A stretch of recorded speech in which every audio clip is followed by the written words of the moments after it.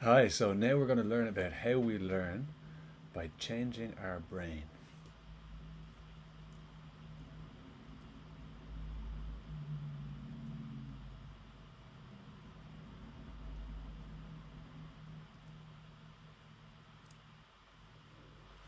So I love this idea about your brain actually changing itself into a new state, or in a way a new brain, so that it's now able to better overcome a challenge. I think it's extremely exciting and a little bit creepy, but I hope you will also be interested to find out more about how and why it does this. So what is learning, this time from a neuroscience point of view? So learning is the change to neural circuits in response to experiences, and uh, often the changes happen so that you can enable a change in some future behavior. And this often involves changes to the strength of the synapses, which are the connections between different neurons. So to begin with, let's step back and ask, from the brain's point of view, what is an experience or an event? So in the brain, these events or experiences are coded as patterns of neural activity.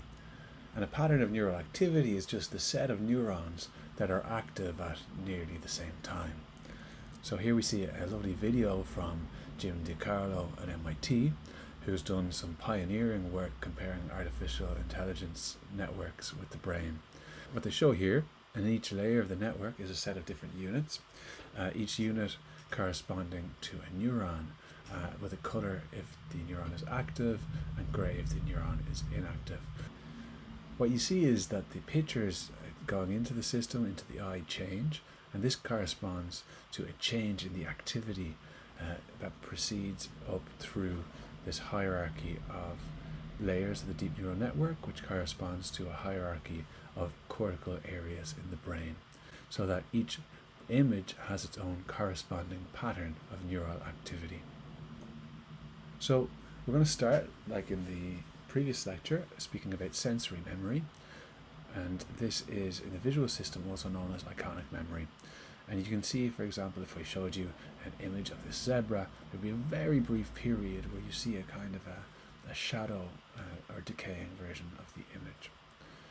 Peter Rossum's group in the Netherlands have shown that the amount of time with which you can retrieve an iconic memory corresponds quite nicely to the amount of time that activity dies off in neurons in V1, which is the primary visual cortex, or the first step of visual processing in the cortex. And this lasts for about 100 milliseconds, give or take. So neural activity corresponding to sensory memory is brief, and it's actually restricted primarily to sensory parts of the cortex, and it doesn't propagate more deeply along the hierarchy of visual processing more deeply into the brain. We have a simulation of this type of activity. Here we can see brain activity spreading from the primary visual cortex, the back of the brain, taking a few steps deeper into the brain, but it does not reach the prefrontal cortex or most of the other associated parts of the brain. You can also see that activity dies out very quickly, on the order of about 200 milliseconds. So after sensory memory, we get into working memory activity. Working memory activity, again, in the visual case, can start from primary visual cortex, or V1. It again propagates in, but it propagates far deeper into the brain, shown here in the red regions. And working memory activity in these red regions at the top can actually resist distracting information coming in the meantime, and hold its pattern for several tens of seconds. These are results from a simulation from a recent biologically defined neural network model that we developed. And here we see comparison between our model simulation results and experimental data from over 90 experimental studies. The areas shown in turquoise are those that show activity that persists for many seconds, and the areas shown in gold are those that show very brief or transient activity. And this, you can see that there's an extremely good match between the pattern of persistent activity in the model and that we see in the experimental data. So neural activity corresponding to working memory propagates deeply into the brain, and the pattern of neural activity largely persists after the sensory memory has died. And this can even persist through other distracting sensory information in the interim. However, activity in the early sensory areas often dies off, and this can correspond psychologically to a loss of the fine sensory detail when you're maintaining something in your mind. If you want to learn about how different parts of the brain represent different types of information at different levels of detail, see a future lecture on deep architectures in the brain. But this pattern of activity where you see this transient activity in sensory areas and activity that persists for longer in other parts of the brain that are deeper in the brain, like the prefrontal cortex, it begs the question, why can some areas maintain their patterns of neural activity better than others? And this is something that we're going to cover in more detail in our video on recurrent architectures. What are the consequences of this deeper processing for memory? Well, we see that a greater depth of processing means that information travels further into the brain and up the brain's hierarchy. This means that it's processed by more regions along the line of the cortical hierarchy. And information is therefore sustained for longer, and we see that neurons actually remain coactive or active at the same time for longer periods. And this is critical for something called Hebbian plasticity. And Hebbian plasticity is really the foundation of learning in the brain, and it's often remembered by this simple phrase that neurons that fire together wire together.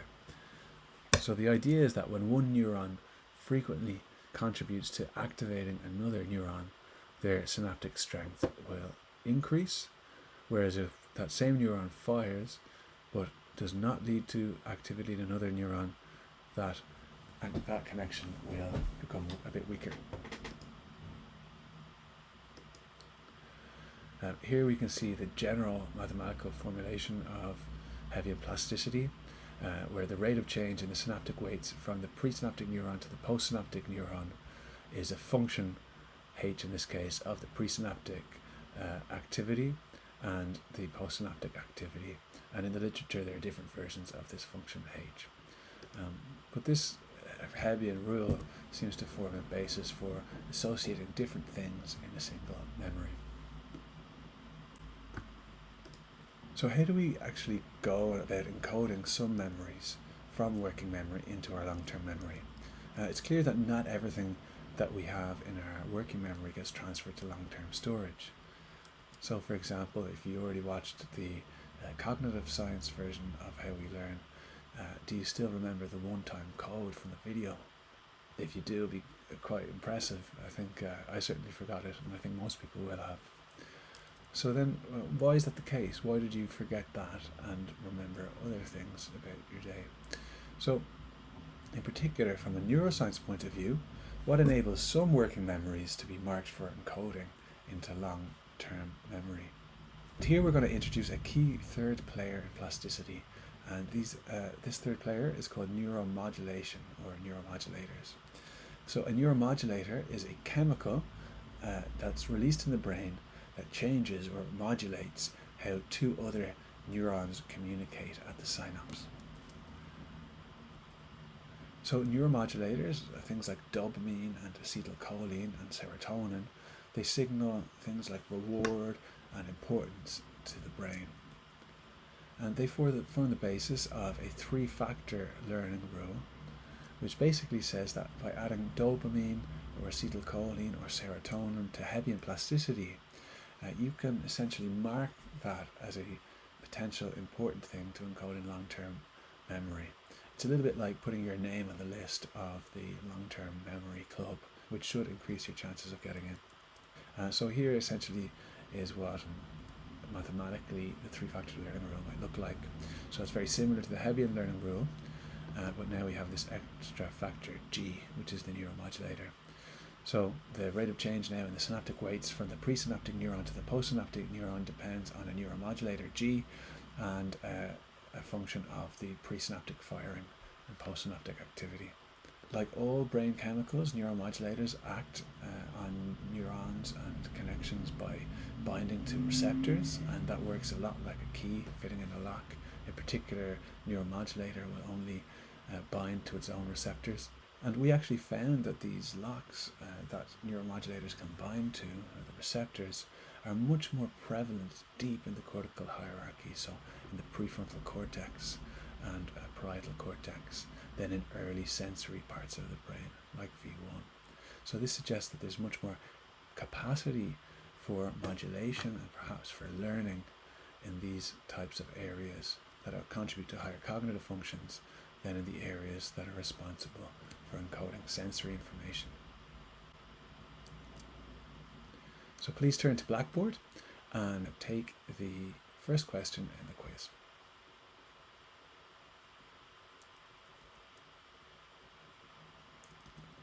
So now we're going to switch our focus more to long-term memory. And we're going to talk first about retrieval and then work back to encoding. So please take 1 minute to recall in as much detail as you can a recent experience. And you can choose it yourself. It can be something from today or something from the last few days.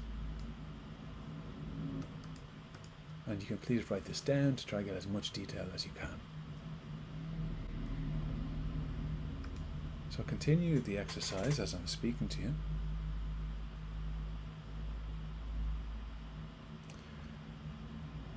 And now we're going to talk a little bit about what's happening in your brain as you're trying to recall all of the details of this recent event.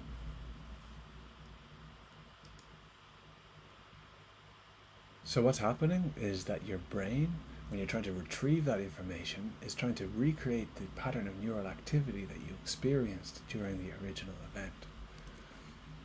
So when you're ready, come back to the video and finish the exercise. And here again we see a really nice video from Jim DiCarlo showing the patterns of neural activity that change when the images coming into the eye change. However, when you're trying to remember or retrieve that information, there's no information coming into the eye that's relevant to the memory. And in fact, you're getting a signal from within the brain, perhaps higher up in the brain, like the hippocampus or the prefrontal cortex. And these structures send messages to try and initiate a kind of a recreation of the original neural activity pattern. And if that's successful, it will lead to you experiencing something like the original event again. However, we all know that memory is not perfect, so it's very unusual or perhaps impossible to perfectly recreate an event in memory. Although some people, for example with post-traumatic stress disorder, may get more intense and accurate memories than most other people.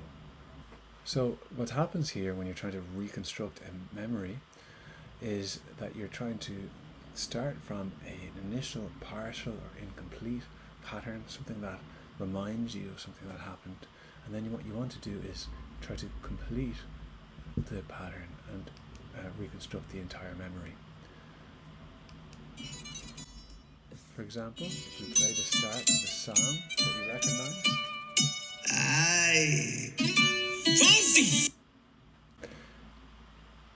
Very often your brain will try to continue the next pieces of the song and complete that pattern. You can let me know on Teams whether or not you recognize that song.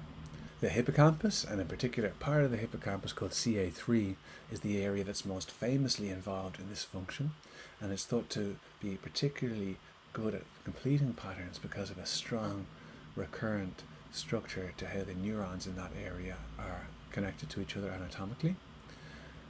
However, some version of pattern completion likely occurs throughout the cortex and perhaps many other parts of the brain, and this seems to be essential in order for you to recreate a pattern of activity that you're experiencing all across your cortex. So now please go back to Blackboard and answer the next question in the quiz. So now we're going to speak briefly about a classic model of pattern completion for memory retrieval. So those of you who've taken computational neuroscience in third year, you will have come across this before. So we're just going to go across it again and revise it briefly. So the Hopfield model is a very early neural network model from 1982 that was very influential. It's got a fully connected set of neurons or units, and these units are connected by symmetric weights. So the strength of the connection from one neuron to another is the same as the connection in the opposite direction. The neurons or units in this network only output binary outputs. They use a +1 or a -1 here. So the dynamics of the model work as follows. At each time step, the neuron I is active with a +1 if the weighted sum of all of the other neural activities, weighted by the synaptic inputs to this neuron, if they are above a threshold, theta. And if it's below that threshold, the neuron becomes inactive, which is coded by a -1. This is an energy-based system whereby the network seeks to reach a state of minimum energy, which corresponds to an attractor state of the system. So here we can see the energy function, and activity will continue to evolve with these dynamics until it reaches a local minimum of this energy function E, which is an attractor state. This network is able to store multiple patterns, and it does this by essentially following Hebb's law, which we just encountered. And if you want to embed multiple patterns P into this network, this is how you should do it. And let's talk briefly, because it might not be completely obvious, why this follows Hebb's law. So this basically says that if for a pattern A, both neurons I and J are active, or both inactive, then the synaptic weight should increase and decrease otherwise. But if the network has seen a whole collection of different patterns, and we call this collection P, then the synaptic weights between neurons I and J should reflect the fraction of patterns for which the neurons are coactive. So essentially, if the neurons fire together across many of the patterns, they will wire together or have a particularly strong connection together. In contrast, if they don't fire together in most of the patterns, then the connection will be weak. So this is just Hebb's law. So please go back to Blackboard and take the next question in the quiz. So now we're going to finish off today's video talking again about consolidating, this time from a neuroscience point of view. Consolidating memories often occurs during sleep, and this is really a process of strengthening, generalizing, and adapting memories so that they can be used in certain ways. During sleep, neurons in the hippocampus replay activity that played out during the day, but they play it much faster than what happens during the actual experience. And this activity from the hippocampus, which is shown here in blue, spreads to the cortex, shown here in red. However, over time, this could occur over days, weeks, or even months.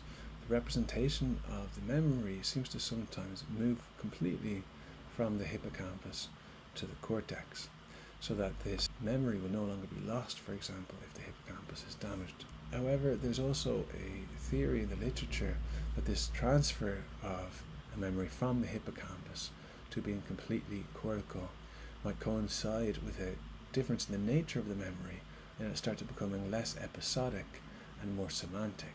So it's like you may have had the experience where sometimes if you know some event happened in your life, after some time it no longer feels that when you remember that you're really retrieving the precise details of the memory, and it becomes a bit more fact-like, where you just remember the main ideas. So this is called systems consolidation, and it's related to episodic and semantic memory. But there's also a type of consolidation of skills or procedural memories that occurs during sleep, and this is related to automatizing the skills and freeing up cortical processing power. So with expertise, certain skills, such as reading, come to activate less of the cortex over time. This coincides with when they become more automatic and your expertise increases. So this is a slightly unusual map of the brain. This is a scan of the brain of a child who's starting to learn to read. And here we can see what's called a flat map of the cortex. So they've basically opened up, virtually on a computer, not in real life, they've opened up the brain of the child and they've flattened it out onto a page so that you can see the entire parts of the cortex, even the bits that are folded in normally and hard to see. But the child is, of course, okay, this was all just done on a computer. So what you can see is that these are days before school has started, and they've got this child to try to read, although it wasn't able to read yet. We see very little activation of the cortex. However, after 2 months in school, the child is starting to be able to read, but with a lot of conscious effort, and you see a lot of cortical activation. These are orange parts on this map here, and you can see that many different parts of the brain are activated, and this continues throughout the school year as they continue to improve. But when they were scanned again about over 2 years after beginning training to read, you can see that now when they read, only a very small and selective part of the cortex is activated during reading. So you can see that with expertise, skills and procedural memories start taking up less of the cortical space and can start to become performed automatically. With this, you start to see increasing reliance of these expert automatic skills on areas that are deeper in the brain, such as one that's involved in habits, a brain area called the basal ganglia, which is actually a collection of lots of little brain areas. Functionally, this frees up our cortical processing to consciously tackle challenging problems. For example, once you've learned to ride a bike, you no longer really need to think about riding the bike. And although you should probably think about where you're going, it's also possible to think about other things while you're going for a nice, quiet cycle. So please go back to Blackboard and answer the last question. And to recap today, we learned that experiences are represented in the brain as patterns of neural activity. Sensory memory neural activity patterns are restricted to the outer sensory areas of the brain, and they fade quickly on the order of about 100 milliseconds. Working memory activity spreads deep into the cortical hierarchy, so from the back of the brain right up to the front, the prefrontal cortex, and these memories and the activity is maintained for tens of seconds. Working memories themselves then may fade after tens of seconds, or they could be encoded into long-term memory through Hebbian plasticity. And encoding into long-term memory doesn't automatically happen, but it's more likely to happen if a neuromodulator like dopamine, acetylcholine, or serotonin is also released at the same time. So memory retrieval is the brain's attempt to reconstruct a pattern of activity that arose during the original event. And we went briefly over a classic model called the Hopfield model, which simulates this process. And we learned that consolidation of memory during sleep can strengthen, generalize, or automatize a memory. And we learned about how that may correspond to changes in the anatomy of where this memory is stored. So thank you very much for listening, and if you are still curious and want to find out more, then there are a lot of additional references here, and I suggest choosing the one that seems the most interesting for you right now. And in the next videos we're going to learn about deep hierarchical architectures in neural networks and the brain.